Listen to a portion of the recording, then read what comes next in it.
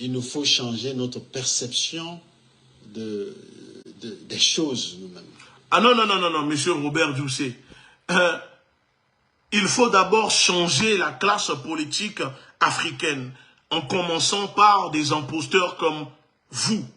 Il faut d'abord changer tous les présidents africains qui servent à l'oligarchie française et mondialiste, en commençant par le président qui vous a coopté au poste de ministre des Affaires étrangères. C'est par cela qu'il faut commencer. On ne peut pas seulement commencer et changer les mentalités. On aura beau, parce qu'aujourd'hui les mentalités, on les a déjà changées. La preuve qu'au Togo, il y a une jeunesse qui est très éveillée sur le continent. Aujourd'hui, on voit qu'il y a la fièvre du panafricanisme qui a contaminé et qui contamine la plupart des pays africains. On ne vous a pas entendu pour cela. Mais même si les mentalités changent, mais que la classe politique, les dirigeants dirigés dans ces pays ne sont pas changés, on ne peut pas libérer l'Afrique. Donc commencez d'abord par ça. Il faut vous changer vous-même d'abord. Ne parlez pas de mentalité pour endormir les gens. Les mentalités, c'est déjà réglé. Mais maintenant, il faut changer les dirigeants. On continue. C'est le plus important. Parce que quand nous le changeons, nous faisons la déclinaison sur les questions qui touchent par exemple à l'éducation, à notre identité. On parle du panafricanisme. Nous sommes des Africains. Mais malheureusement, comme vous et moi, beaucoup d'entre nous, quand ils réfléchissent dans des langues étrangères. Oui, mais c'est tout à fait normal. Parce que vous vendez les Africains à vos maîtres, à l'impérialisme.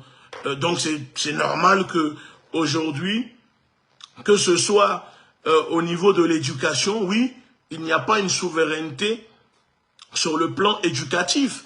La preuve que même vous êtes obligé d'aller acheter un faux diplôme pour vous donner le titre de professeur avant d'aller enseigner à l'université et que maintenant on vous appelle partout professeur, professeur. Ça démontre que vous-même, vous êtes en pur colonisé du cerveau. Que votre mentalité, votre esprit est colonisé. Donc il faut d'abord commencer à décoloniser votre propre esprit en tant que ministre des Affaires étrangères, avant de dire que les autres doivent changer de mentalité. Parce que vous, ni la mentalité, vous ne voulez les changer, ni la politique, ni socialement, ni culturellement, ni sur le plan de l'éducation. Voilà. Vous ne voulez rien changer. La seule chose qui vous intéresse, c'est de piller, de voler, de vous enrichir, de mettre vos familles, vos femmes et enfants à l'abri du besoin, alors que le peuple togolais, dans sa majorité, a du mal à se nourrir. C'est ça vos préoccupations. On continue. Et pourquoi nous avions développé le concept de l'africanophonie. Il faut valoriser nos langues. Toutes les puissances aujourd'hui dans le monde que nous citons réfléchissent et apprennent les sciences dans leur langue. On écoute, désolé. Chine, qui vient de loin, tout se fait en chinois d'abord. Le chinois réfléchit en chinois d'abord, avant de parler les langues étrangères. Nous sommes même choqués, voire surpris, de voir un pays comme la Corée du Sud. En 1960, chers amis, la Corée du Sud avait le même niveau de développement que certains pays africains, comme le Ghana. Oui. Alors, il dit que les Chinois réfléchissent d'abord en chinois et que aujourd'hui, nous sommes les seuls à qui on enseigne la science, tout dans les langues étrangères. Mais, vous voyez, il ne dit pas pourquoi.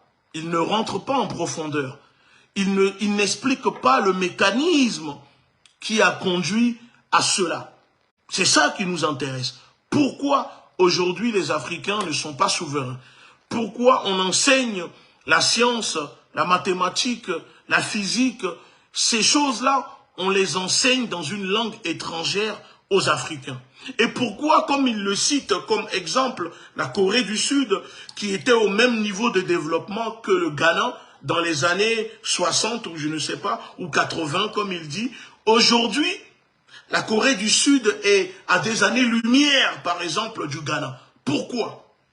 C'est quoi les conséquences? Tout d'abord, je pense qu'il y a la corruption.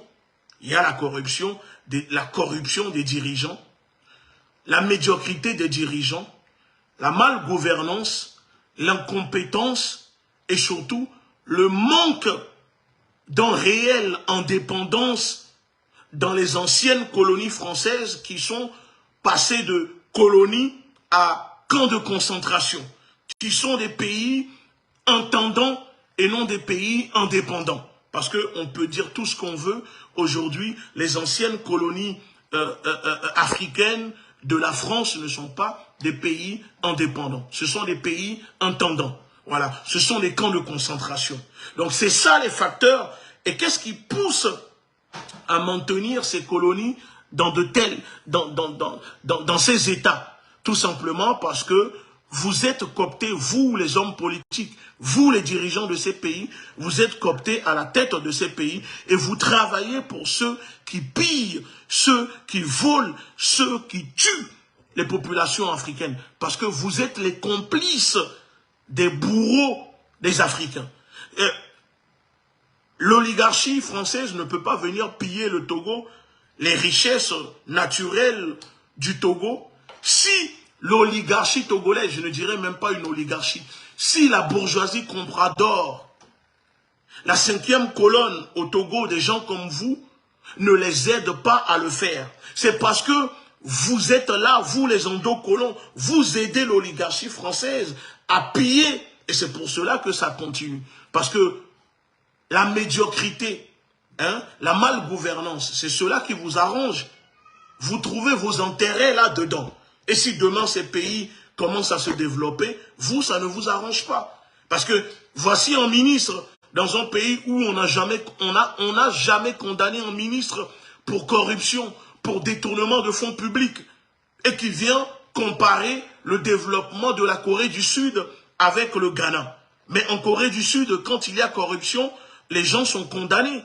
Et le taux de salaire, le niveau de vie n'est pas pareil. Là-bas, un ministre peut gagner ou un fonctionnaire peut gagne tellement bien sa vie, ce qui fait que même quand tu viens pour essayer de le corrompre, ça ne fonctionne pas. Et il y a une sensibilisation au sein de la population. Et les gens n'ont pas peur de dénoncer leurs dirigeants.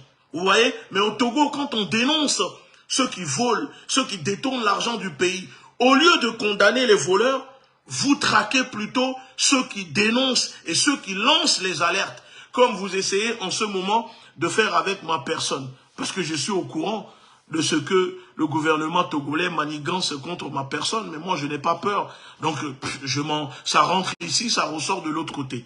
Voilà la différence avec la Corée du Sud. Alors, ne prenez pas des exemples en prenant des Africains pour des cons non plus. On n'est pas des imbéciles.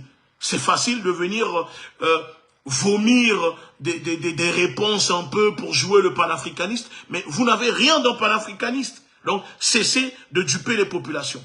Regardez aujourd'hui la Corée du Sud. Mais vous saviez, c'est d'abord au niveau de la mentalité. Quand vous arrivez, vous êtes en Corée, le Coréen pense d'abord en coréen, avant de penser dans une langue étrangère. Mais vous voyez, il parle de tout, il insiste sur la mentalité, mais aucunement il dénonce les facteurs de la France-Afrique. Aucunement depuis le début, depuis tout à l'heure, il ne dénonce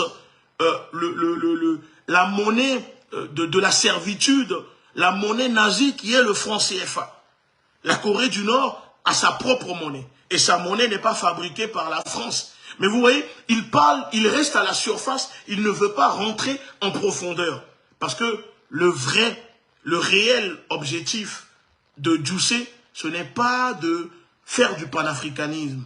C'est de se mettre dans la peau d'un panafricaniste pour essayer d'attirer le soutien des populations togolaises d'abord et ensuite des populations africaines.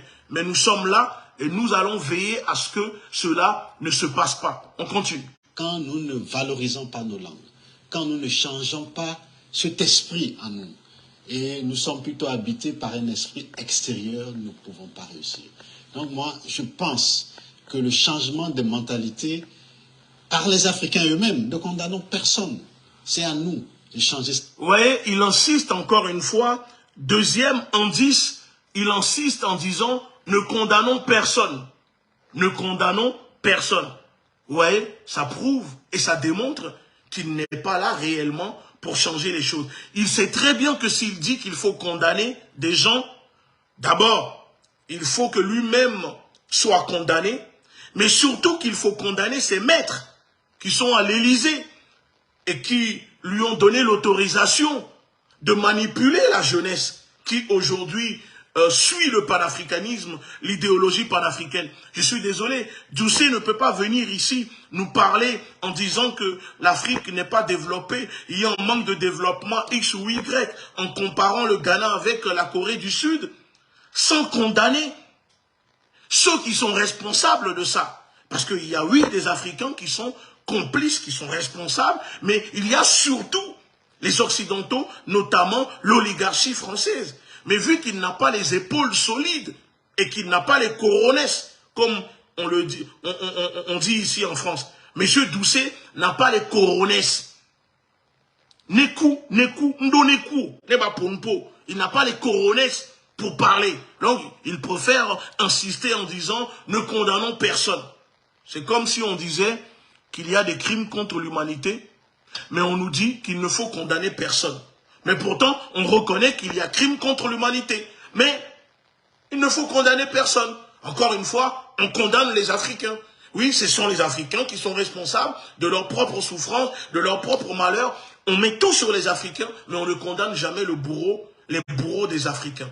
Voilà la rhétorique que utilise ce soi-disant ministre que je qualifie de sinistre, Robert Doucet. On continue. Cette mentalité, c'est à nous de valoriser nos cultures, de valoriser nos langues, d'éduquer nos enfants dans nos langues. Oui, valoriser les cultures. Comment valorisez-vous la culture togolaise? Parce qu'en Afrique, il y a tellement de cultures. Prenons le cas du Togo. Comment valorisez-vous la culture togolaise? Que faites-vous pour valoriser la culture togolaise? Puisque vous en parlez. Moi, je vous pose la question, monsieur Robert Doucet. Comment valorisez-vous la culture togolaise? Hein? Mais vous parlez en disant aux Africains qu'il faut parler d'abord dans leur langue. Mais dites aussi aux Africains, à vos populations au Togo, que ce n'est pas en allant prier le Vatican, que ce n'est pas en allant prier Jésus de Nazareth, que ça ne fait pas partie de leur culture.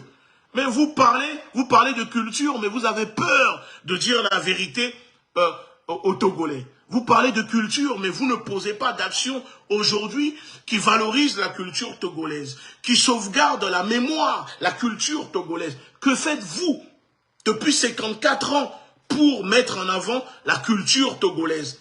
Le Togo a une culture historiquement basée sur le vaudou. Contrairement au Bénin où Patrice Talon met en avant cette culture, au Togo c'est l'inverse. Vous financez des pasteurs qui attaquent même les vaudous-ci dans les rues pour les humilier. Vous emprisonnez les prêtres non, les prêtres vaudous au Togo. Vous êtes tous membres de la franc-maçonnerie liée au Vatican. Et vous nous parlez de culture. Voici un monsieur qui est endimanché dans son costume délabré, matin, midi, soir, avec des cravates, qui a du mal à respirer, mais qui nous parle en disant qu'il faut valoriser notre culture. Comment lui-même valorise déjà la culture togolaise, pour ne pas dire la culture africaine. Monsieur Doucet, dites-nous. Dites-nous. Moi, cela m'intéresse de savoir quel est le plan, le programme, le projet que le gouvernement togolais a mis en place pour valoriser la culture togolaise. Et ensuite, moi, je pourrais vous prendre au sérieux. On continue. Langue étrangère, c'est le chemin de la réussite. Comment pourriez-vous comprendre qu'on nous apprend les mathématiques, toutes les sciences, on les apprend dans les langues étrangères? Alors, vous pensez qu'on peut arriver à l'enseignement dans notre pays, en Kabylie, en Evé par exemple? Regardez déjà. Le journaliste lui dit, est-ce qu'on peut arriver dans l'enseignement dans notre pays, en Kabylie et en Evé? Alors déjà, avant d'avoir une langue, il faut convoquer une assise nationale. Il faut d'abord être une nation. Les États africains, les anciennes colonies africaines ne sont pas des États-nations. Ce sont des États multi-ethniques. Voilà pourquoi cela crée des problèmes et les Occidentaux le savaient très bien Et c'est pour cela qu'ils font en sorte de mettre en avant l'État multi-ethnique dans nos pays. Le Togo n'est pas une nation. Parce qu'une nation a une langue, a une identité, une culture. Vous prenez l'histoire de la France, c'était des royaumes qui s'affrontaient, qui s'entretuaient, sous Clodion le Chevelu, etc., de Bertrand du Guesclin, de Jeanne d'Arc, etc., et ensuite qui ont décidé de se mettre ensemble, de former un seul pays qui est devenu la France, le royaume franc est devenu la France, etc. Et malgré qu'en France, il y a des Normands, il y a des Bretons, il y a des Corses, il y a des Alsaciens, etc., en France, la seule langue parlée, c'est le français. Pourtant, la langue bretonne existe. Les Corses ont leur langue, les Normands ont leur langue. Mais en France, on parle le français comme langue dans l'administration pour se comprendre. Mais quand vous allez au Togo, mais le Togo n'est pas encore une nation. Parce que vous allez dans l'administration, il y en a qui parlent Kabyé, il y en a qui parlent Kotokoli, il y en a qui parlent Bassar, il y en a qui parlent Losso, il y en a qui parlent Mina, il y en a qui parlent, etc. Donc c'est un État multi-ethnique. Mais on ne devient pas une puissance en restant en État multi-ethnique. Donc si on veut devenir une puissance, si on veut se développer, si on veut devenir une nation, il faut convoquer une assise, réunir tous les peuples au Togo, prendre une seule langue et commencer à l'enseigner. Ça ne veut pas dire que parce qu'on choisit cette langue que les autres peuples ne vont plus exister. Mais il faut sortir déjà de ce cadre ethnique qui plonge nos pays dans la guerre souvent. Parce qu'il y a beaucoup de l'ethnocentrisme dans nos pays. Et ensuite là, on crée une nation et on développe un pays. Mais ce n'est pas en disant qu'il faut enseigner la science en Évé, en Kabyé, en Kotokoli. Non, ça c'est du n'importe quoi. C'est du n'importe quoi ça. Soit vous changez les choses, vous attaquez les choses à la racine, en profondeur, ou arrêtez de parler et arrêtez de vouloir faire croire que vous êtes des panafricanistes. On continue. Et fait, je crois que revisiter l'histoire du Togo, vous verrez qu'il y a quelques années, il y a des cours de Kabyé, d'Évé, et même d'autres langues qu'on peut développer dans une école, il y avait des cours. Pourquoi nous ne le faisons plus? On est capable de le faire. Dans certains pays africains, les gens pensent dans leur langue. Vous savez, c'est important pour mobiliser des hommes et des femmes, pour former par de l'éducation. Donc, dès les premiers âges, il faudrait que ça soit dans nos langues et dans nos cultures. N'empêche qu'arrivé à un certain niveau, vous allez voir que les gens vont... on n'a pas le choix de parler dans les langues étrangères, mais il faudrait commencer dans notre... Je vais vous donner un autre exemple, qui est un exemple d'actualité. Écoutez l'exemple qu'il va donner. Vous connaissez la force aujourd'hui du Rwanda dont tout le monde en parle. Écoutez l'exemple. La force du Rwanda, c'est que le président Kagame, avant lui, et il l'a mieux introduit aujourd'hui, quand vous parlez, vous êtes avec les Rwandais, ils font presque tout en Kinyarwanda. Vous voyez, un monsieur qui se dit panafricaniste, qui prend le pire des dirigeants sanguinaires qui existent sur le continent africain comme modèle. Il nous cite Paul Kagame comme modèle. Lui qui se dit panafricaniste. Quand on sait que Paul Kagame est l'instrument de l'impérialisme anglo-saxon utilisé pour envahir le Congo et qui a causé la mort de plus de 15 millions de Congolais, femmes, hommes, enfants, jusqu'à maintenant, passé sous silence, que les médias ne parlent même pas, ne dénoncent même pas. Quand on pense le rôle que joue Kagame dans l'invasion du Congo, du territoire congolais, par des criminels, des terroristes, voilà que lui, il prend Kagame comme modèle. C'est ça le panafricanisme que eux, ils veulent vendre aux Africains. Un panafricanisme qui respecte, vous comprenez ou pas, l'idéologie, la doctrine de l'Occident, des Occidentaux, de leurs maîtres.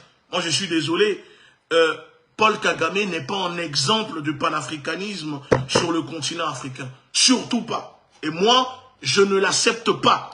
Parce que, je répète, quand on sait le rôle que joue Paul Kagame, dans l'extermination du peuple congolais. Plus de 15 millions de morts. Les ONG ont même arrêté de compter les morts. Quand on voit la barbarie, l'atrocité que Paul Kagame fait subir au peuple congolais, qui sont aussi des Africains, je suis désolé, moi je ne peux pas croire que ce Robert Doucet est un panafricaniste. On continue. Ils écrivent, l'école commence en Kinyarwanda, dans leur langue, et évidemment, c'est le français, c'est l'anglais, c'est les autres langues étrangères. Tout commence par le Kinyarwanda, et ne soyez pas surpris de voir que les Rwandais aujourd'hui ont une vision qui est celle de leur peuple et de leur président, que nous saluons de passage, et également qui fait que le Rwanda est cité aujourd'hui comme exemple. Mais c'est que ça s'est fait dans leur langue. Réinventer le panafricanisme en prenant en compte les préoccupations des peuples africains, de la diaspora et des afrodescendants. Monsieur le ministre, quelles sont les aspirations exprimées par cette diaspora et ces afrodescendants? Qu'est-ce que vous voulez dire par aspiration? Les aspirations de mes connaissances. Oui, justement, est-ce que vous avez leurs préoccupations? Nous connaissons les préoccupations, c'est ce que nous vous disons, qu'une session sera consacrée à cette 6e région de diaspora et des afrodescendants. Mais cette préoccupation, nous ne voulons pas parler à leur place, parce que vous aurez l'occasion vous-même d'échanger bien avant, ou peut-être lors du 9e congrès l'année prochaine. Vous écoutez, hein? Avec les frères et sœurs de la diaspora et des afrodescendants. Mais leur préoccupation est claire. Il s'agit essentiellement de faire développer le continent africain. Il s'agit essentiellement de faire occuper à l'Afrique la place qu'elle doit occuper, que ce continent doit occuper dans le concert des nations. Aujourd'hui, moi je suis désolé, mais on ne peut pas développer un continent avec une diaspora, avec des gens comme vous à la tête de ces pays. La diaspora représente une force de frappe aujourd'hui pour le continent. Si vous prenez rien que la diaspora, c'est à peu près des milliards et des milliards d'euros que la diaspora envoie sur le continent.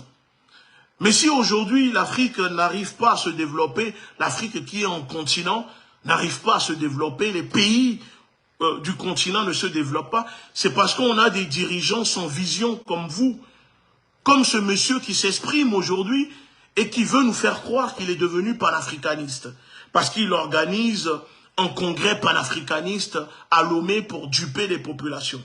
Mais toute personne qui se rendra à ce congrès panafricaniste à Lomé en 2024, organisé par l'Union africaine, la France et le Togo, sera considérée comme traître à la lutte que nous menons.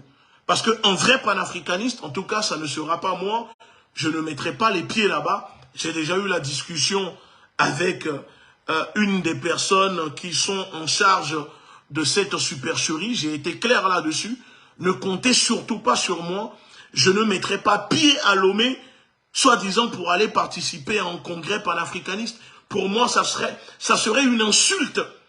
Déjà, à la mémoire des martyrs, à la mémoire du peuple togolais, à la jeunesse et surtout du continent africain.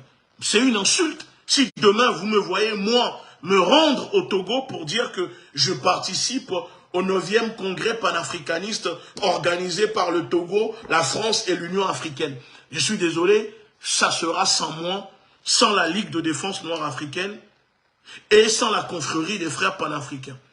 Et toute personne membre de la confrérie des frères panafricains qui se rendra à ce congrès sera immédiatement viré de la confrérie. Et je ne pense pas que quelqu'un de la confrérie aura le courage d'aller jouer ce jeu et de se rendre à ce congrès. Parce que je vais vous dire une chose. Si j'ai refusé de participer au Pan-African Award au Cameroun, où on était nominé dans soi-disant catégorie des activistes, je ne sais quoi, j'ai demandé à ce qu'on me retire immédiatement de cette supercherie, parce que je ne me vois pas aller au Cameroun participer à un Pan-African Award, je ne sais quoi, alors qu'au Cameroun, depuis plus de 40 ans, il y a un monsieur et sa famille qui dirigent le pays, et que au Cameroun, il y a des gens qui subissent, qui sont opprimés, des journalistes sont assassinés et que je ne peux pas le dénoncer. Moi, je ne participe pas à de telles supercheries. Ce n'est pas dans mes convictions. Donc, si déjà ça, je refuse, alors vous imaginez bien que ce n'est pas au Togo que j'irai pour participer à un soi-disant congrès panafricaniste organisé par la France, l'Union africaine et le Togo. Alors, on continue. Oui, et quand vous êtes africain, vous êtes afro-descendant. Vous connaissez la part qui est réservée aux afro-descendants dans le monde entier, dans toutes les situations. On a l'impression qu'on est toujours les derniers de la classe. On a l'impression qu'on est piétiné. On a l'impression qu'on est humilié. Oui, il dit qu'on a l'impression qu'on est les derniers de la classe, qu'on est piétiné, qu'on est humilié. Mais la faute, parce que vous, les dirigeants, vous êtes incapables de protéger la diaspora, les afro-descendants. Vous êtes en train de parler, mais combien de fois on vous a vu ouvrir votre gueule quand les Noirs se font tuer ici en France? Combien de fois on vous a vu prendre la parole, faire un communiqué pour sommer l'État français de respecter le droit des citoyens noirs, de respecter les afro-descendants, de respecter le droit des Noirs aux Antilles, en Guadeloupe, en Martinique? Combien de fois on vous a vu dire à la France de libérer les îles éparses qu'elle occupe? Combien de fois on vous a vu dire à la France d'arrêter de pratiquer la négrophobie sur les citoyens noirs qui représentent 8% de la population, c'est-à-dire en France? Jamais on vous a vu. Récemment, une Togolaise a été tuée ici en France, à Marseille. Qu'est-ce que vous avez fait pour la famille? Rien du tout.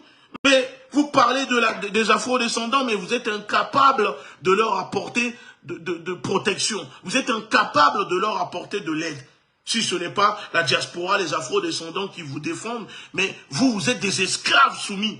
Je le dis, vous êtes la pire espèce qui existe au monde. Je ne dirais pas que vous êtes des animaux, parce que chez nous, on respecte les animaux. On ne doit pas insulter les animaux. Mais vous êtes la pire espèce politique qui existe sur le continent. Et c'est pour cela que vous êtes en train, vous avez fini dans la poubelle politique de l'histoire de votre pays. On continue.